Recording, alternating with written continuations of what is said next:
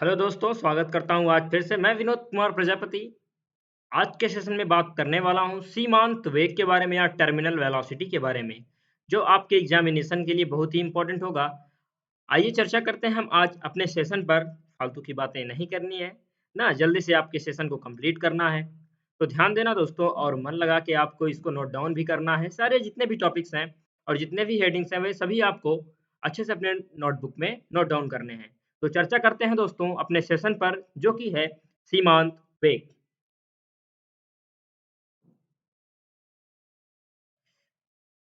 देखिए दोस्तों, सीमांत वेग क्या है, कैसे है, इसको हम जानेंगे। देखिए, जब कोई वस्तु किसी तरल माध्यम या गैस अथवा द्रव में स्वतंत्र रूप से गिरती है, तो वस्तु पर मुख्यतः दो दिशाओं में बल कार्यरत होते हैं।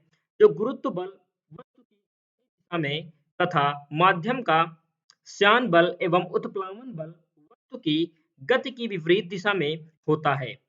वस्तु की विपरीत दिशा में होता है कैसे? देखिए, जब कोई वस्तु किसी तरल मतलब किसी लिक्विड फॉर्म में या गैस अवरोधक जिसको फ्लूइड का रूप देते हैं, फ्लूइड इसको हम फ्लूइड का रूप देते हैं, उसमें स्वतंत्र रूप से गिरती है, तो वस्तु पर मुख्यतः दो दिशाओं में बल कार्यरत करता है। पहला गुरुत्व बल वस्तु की गति में तथा दूसरा माध्यम का श्यान बल, जो कि उत्प्लावन बल एवं वस्तु के ऊपर या उसकी विपरीत दिशा में कन्वर्ट हो जाता है।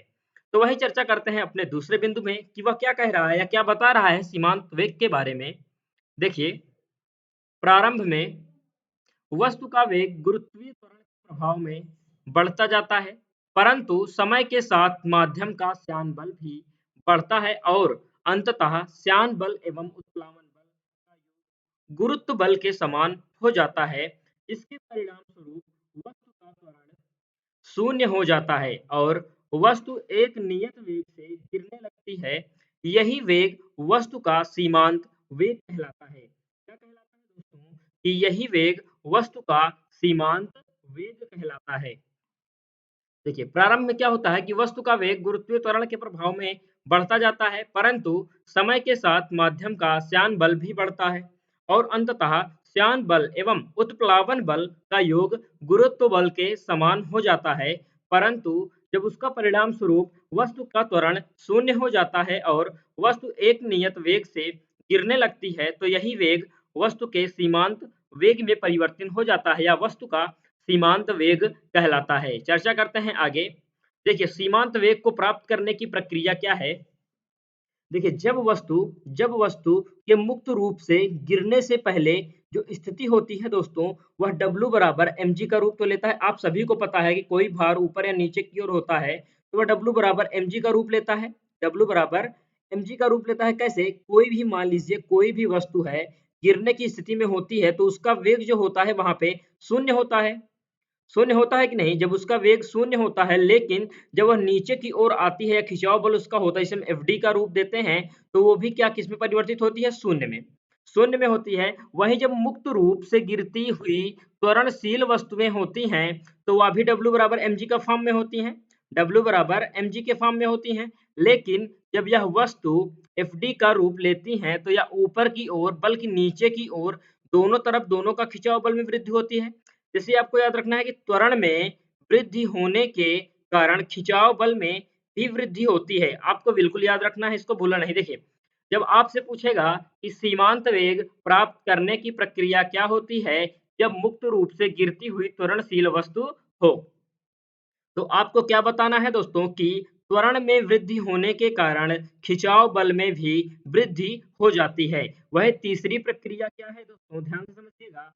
देखिए, वस्तु द्वारा सीमांत वेग प्राप्त करने की स्थिति, किसी भी वस्तु द्वारा सीमांत वेग कैसे प्राप्त करेंगे, वो इस द्वारा समझाया गया है। ध्यान दीजिए। देखिए, इसको भी W बराबर mg के फॉर्म में। देखिए, जब खिंचाव बल श्यान बल प्लस उत्प्लावन बल का मान गुरुत्व बल के बराबर हो जाता है, तो यह उसके सीमांत वेग की स्थिति को प्राप्त कर लेता है। सीमांत वेग की स्थिति को प्राप्त कर लेता है। क्या कर लेता है दोस्तों? प्राप्त कर लेता है। देखिए कैसे? जब खिंचाव बल श्यान बल प्लस उत्प्लावन बल का मान गुरुत्व बल के बराबर हो जाता है, इसलिए जब उसका त्वरण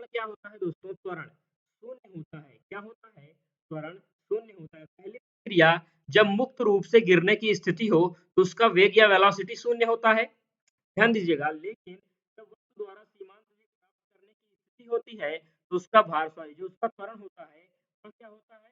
शून्य।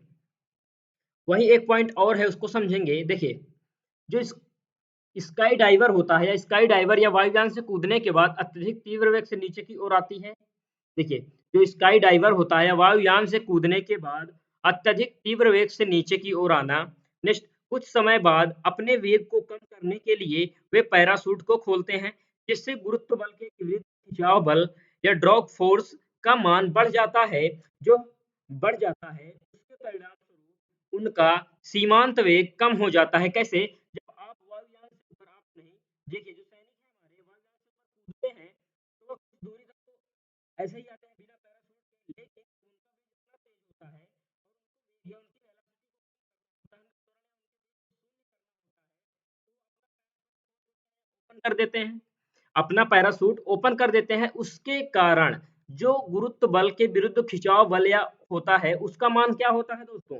बढ़ जाता है। लेकिन जब उसका वेग कम करने के लिए होता है तभी गुरुत्व बल के विरुद्ध खिंचाव के कारण उसका मान बढ़ जाता है, जिसके कारण वायु या उसके मनुष्य का या उस वस्तु का वेग कम हो जाता है, जिसके बाद वह कंट्रोलेबिलिटी आ जाती है, जिसके बाद आसानी से वह नीचे की ओर फ्लैट या लैंड कर सकता है। आपको इतना याद रखना है कि सीमांत वेग क्या है? सीमांत वेग वही है जो किसी वेग को या किसी सीमांत वेग को कम करने के लिए गुरुत्व बल के विरुद्ध खिंचाव बल को उत्पन्न करना ही क्या कहलाता है? सीमांत वेग कहलाता है। समझ गए होंगे दोस्तों। आगे चर्चा करते हैं कि सीमांत वेग के बारे में। सॉरी, सीमांत वेग, स्टोक्स लॉ, स्टोक्स नियम। क्या ये सीमांत वेग से थोड़ा कन्वर्टिबिलिटी में है? यही सीमांत वेग में स्टोक्स नियम क्या है वो जानेंगे। ध्यान देखिए, स्टोक्स लॉ, स्टोक्स लॉ ध्यान देना। देखिए, जब किसी तरल माध्यम में स्वतंत्र रूप से गिरते हुए गोले, वही सेम टू सेम है, बस ध्यान दीजिएगा, थोड़ा समझना है आपको। देखिए, किसी तरल माध्यम में वह स्वतंत्र रूप से गिरते हुए गोले अथवा अन्य वस्तु पर माध्यम की सतहों द्वारा आरोपित स्थान बल का मान उस गोले की त्रिज्या या रेडियस, तरल की सांद्रता या विस्कोसिटी तथा सीमांत वेग टर्मिनल वेलोसिटी पर निर्भर करता है, तो इसे निम्नलिखित इस सूत्र से दर्शाया जाता है। यही है स्टोक्स लॉ, जो कि बेहद ही इंपॉर्टेंट है। स्टोक्स लॉ, देखिए, जो इसका फॉर्मूला है ये कई बार एग्जाम में पूछा जा चुका है। असल में जो होता है एनडीए, एयरफोर्स, नेवी, इससे पूछा जाता है, जिससे नहीं पूछा जाए लेकिन आगे चलता है पूछ सकता है ना क्वेश्चन। तो आपको याद रखना है कि स्टोक्स लॉ में जो होता है और उसके आरोपित जो श्यान बल होता है उसका सूत्र क्या होता है दोस्तों, वो जानेंगे हम इस वीडियो के माध्यम से। देखिए, 1 मिनट ना, वस्तु पर आरोपित श्यान बल के रूप में हम उसे जानते हैं ना। वस्तु पर आरोपित श्यान बल का फॉर्मूला क्या होता है? किसी को पता हो तो कमेंट सेक्शन में जरूर बताएं कि इसका फॉर्मूला क्या होता है। देखिए दोस्तों, जो इसका फॉर्मूला होता है वह क्या होता है? 6 पाई इंटू तरल की श्यानता, तरल तरल की श्यानता, तरल की श्यानता इंटू गोले की त्रिज्या, गोले की त्रिज्या इंटू गोले की त्रिज्या इंटू सीमांत वेग, इंटू सीमांत वेग। अब आपको जानना है, देखिए, इसे हम क्या कहते हैं? आरोपित बल, फोर्स भी काम करता है। F इज इक्वल हम इसे क्या कह सकते हैं? 6 pi into eta into r into वेग ना। 6 pi into eta into r into वेग, ये क्या हो गया? 6 पाई आपका आपका मान है, प्लस तरल की श्यानता ईटा हो गई और गोले की त्रिज्या आर हो गई, सीमांत वेग क्या हो गया? वी। ध्यान देना है, इसको हम ऐसे भी लिख सकते हैं, F = 6 pi eta r v, जो कि यही एग्जामिनेशन फॉर्म में यही सूत्र पूछता है कि वस्तु पर आरोपित श्यान बल का फॉर्मूला क्या होता है। तो आपको याद रखना है F = 6 pi eta r v, 6 pi ईटा